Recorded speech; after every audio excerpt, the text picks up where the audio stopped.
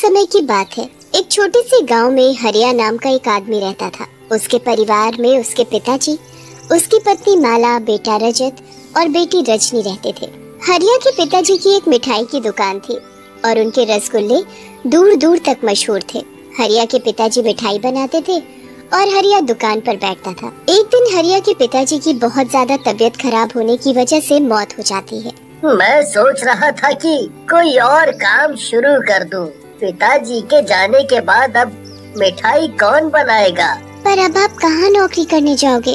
अगले दिन हरिया नौकरी ढूंढने निकल पड़ता है, पर उसे कोई नौकरी नहीं मिलती। बहुत दिन निकल जाते हैं, पर हरिया रोज ऐसे ही निराश होकर घर वापस आता था।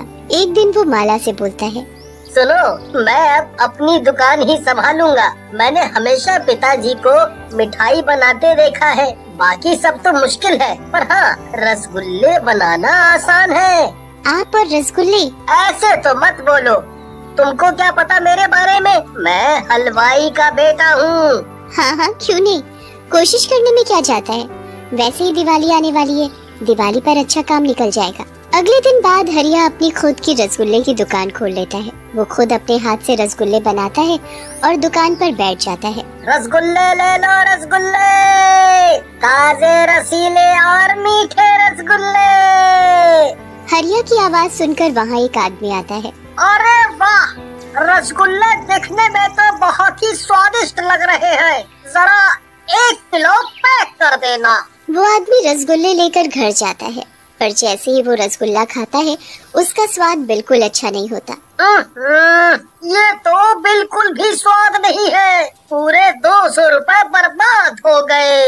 हरिया रसगुल्ले बनाकर बेचने तो लगा था, पर वो बिल्कुल भी स्वादिष्ट रसगुल्ले नहीं बना पाता था। काफी लोग हरिया से रसगुल्ले लेकर जाते हैं, पर किसी को भी उसके बनाए रसगुल्ले पसंद नहीं आते। कोई भी एक बार उसकी दुकान के रसगुल्ले खाने के बाद दोबारा नहीं खाता।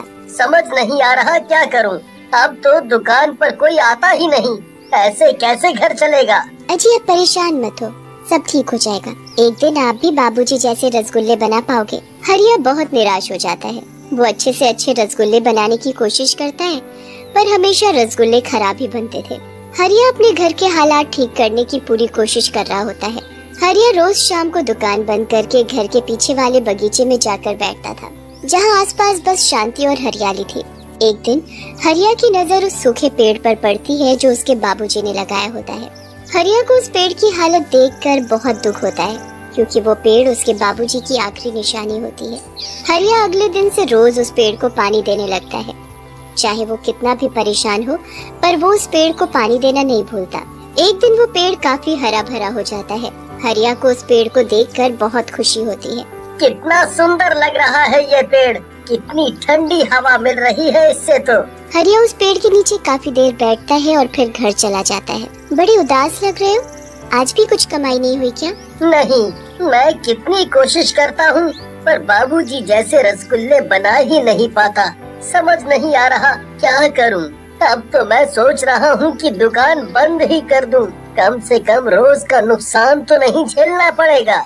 सही बोल रहे हो, कुछ तो सोचना पड़ेगा। हरिया और माला अपनी दुकान को हमेशा के लिए बंद करने का फैसला कर लेते हैं। अगले दिन हरिया अपनी दुकान नहीं खोलता और शाम को उसी पेड़ के नीचे जाकर बैठ जाता है। हरिया की बैठे बैठे आंख लग जाती है और तभी उसको एक आवाज आती है। क्या हुआ हरिया? आवाज सुनकर हरिया की आंख खुल जाती है। कौन है?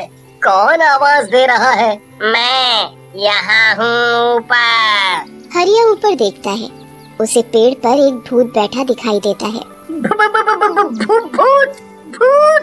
डरो मत मुझसे, मैं तुम्हें कुछ नहीं करूँगा। घबराओ मत हरिया, मुझे तुम्हारे हालात के बारे में सब पता है और तुम अब बिल्कुल परेशान मत हो, क्योंकि मैं तुम्हारी मदद करूँगा। तुम और मेरी मदद? तुमको कैसे पता मेरे बारे में? मुझे तो कुछ समझ ही नहीं आ रहा। तुम्हें कुछ समझने की जरूरत नहीं है, बस जैसा जैसा मैं बोल रहा हूँ वही करो। पर कहीं तुम मुझे अपनी बातों में फंसाकर मारना तो नहीं चाहते? मुझे तुम्हें मारना होता तो मुझे 1 सेकंड भी नहीं लगता तुम्हें मारने में, पर सब भूत एक जैसे नहीं होते। हरिया को उस भूत पर विश्वास होने लगता है।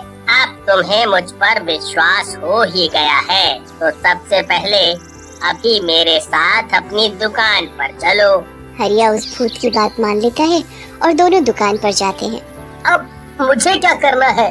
तुम्हें नहीं, मुझे करना है। तुम चुपचाप बैठ जाओ बस और मुझे देखो कि मैं क्या कर रहा हूँ। भूत एक बड़े से बर्तन में बड़े बड़े रसगुल्ले बनाता है, फिर उन रसगुल्लों को चाशनी में डुबो देता है। हरिया भूत को ये सब करते देख हैरान रह जाता है। आखिर तुमने ये सब कैसे किया? तुमको रसगुल्ले बनाने कैसे आते हैं? वो सब छोड़ो और कल सुबह अपनी दुकान खोलकर सबको अपने रसगुल्लों का स्वाद चखाना।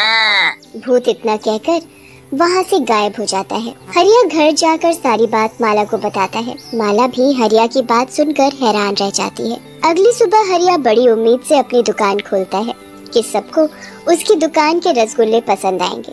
सब लोग रसगुल्ले देखकर बड़े हैरान होते हैं क्योंकि कभी किसी ने इतने बड़े रसगुल्ले देखे भी नहीं होते। रसगुल्ले खाओ, रसगुल्ले, ताजे मीठे रसगुल्ले। बहुत देर हो जाती है पर कोई भी हरिया की दुकान पर रसगुल्ले खरीदने नहीं आता। हरिया बड़ा निराश हो जाता है और उसी पेड़ के नीचे जाकर बैठ जाता है। क्या हुआ हरिया? आज तो तुम्हें बहुत खुश होना चाहिए, पर क्यों? क्योंकि आज तो तुम्हारी दुकान के सारे रसगुल्ले बिक गए होंगे। नहीं, ऐसा बिल्कुल भी नहीं हुआ। सबने आकर रसगुल्ले देखे तो सही, पर किसी ने खरीदे नहीं। एक काम करो, कल तुम लोगों को मुफ्त में रसगुल्ले बांटना। हरिया अपने घर जाता है और फिर से माला को सारी बात जाकर बताता है। अजी, आप ये कैसी बातें कर रहे हो? घर का एक एक पैसा उन रसगुल्लों में लगा दिया है हमने। अगर हम उनको मुफ्त में लोगों को बांट देंगे तो पैसे कहाँ से आएंगे? पर कोई हमारे रसगुल्ले खाएगा ही नहीं तो पैसे तो वैसे भी नहीं आएंगे। इससे अच्छा है एक बार वो करके देख लें। मुझे तो कुछ समझ नहीं आ रहा है, इसलिए आपको जो ठीक लगे आप वो करो। हरिया रात भर यही सब सोचता रहता है और सुबह होने का इंतजार करने लगता है। जैसे ही सुबह होती है हरिया अपनी दुकान खोलता है और लोगों को आवाज देने लगता है। रसगुल्ले ले लो, रसगुल्ले, इतने स्वादिष्ट रसगुल्ले आपने कभी नहीं खाए होंगे। हरिया की आवाज सुनकर हरिया का पड़ोसी मोहन वहाँ आता है और हरिया से बोलता है। अरे हरिया भाई, अब तुम्हारी दुकान के रसगुल्लों में वो बात कहाँ जो तुम्हारे बाबूजी के टाइम पर थी। हाँ भाई, बात तो बिल्कुल सही है, पर एक बार चख कर तो देखो कि इन रसगुल्लों का स्वाद कैसा है। ऐसी बात है तो एक रसगुल्ला पैक कर दो।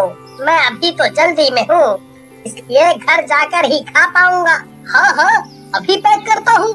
हरिया एक रसगुल्ला पैक करके मोहन को दे देता है। उसके बाद वहाँ 2-4 लोग और आते हैं। भाई, हमने सुना है कि तुम आज मुफ्त में रसगुल्ले खिला रहे हो, जरा हमें भी खिलाओ। हरिया उनको रसगुल्ले देता है जिसे खाकर वे लोग खाते ही रह जाते हैं। उरी बाबा, कितना स्वादिष्ट रसगुल्ला है, बिल्कुल वैसा जैसा तुम्हारा बाबूजी बनाता था। अरे भैया, इतना स्वादिष्ट रसगुल्ला आखिर इस पागल को पसंद नहीं आएगा है? हरिया रसगुल्लों की तारीफ सुन बड़ा खुश होता है।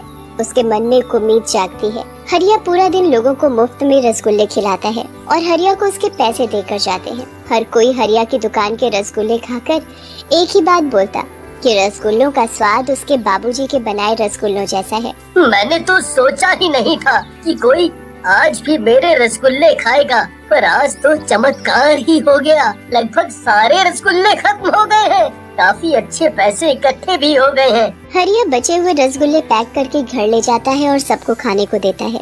माला जैसे ही रसगुल्ला खाती है, अरे वाह, ये तो बिल्कुल वैसा स्वाद है जैसा बाबूजी के हाथों के बने रसगुल्ले का होता था। हरिया जैसे ही रसगुल्ला खाता है वो भागता हुआ उसी पेड़ के पास जाता है जिस पेड़ पर भूत रहता है। बाबूजी, बाबूजी, कौन बाबूजी? मुझे सब समझ आ गया है, आप मेरे बाबूजी हो। उस दिन के बाद रोज हरिया के बाबूजी रात को रसगुल्ले बनाते और दिन में हरिया उन सबको बेच देता और उसके रसगुल्ले दूर दूर तक मशहूर हो जाते हैं।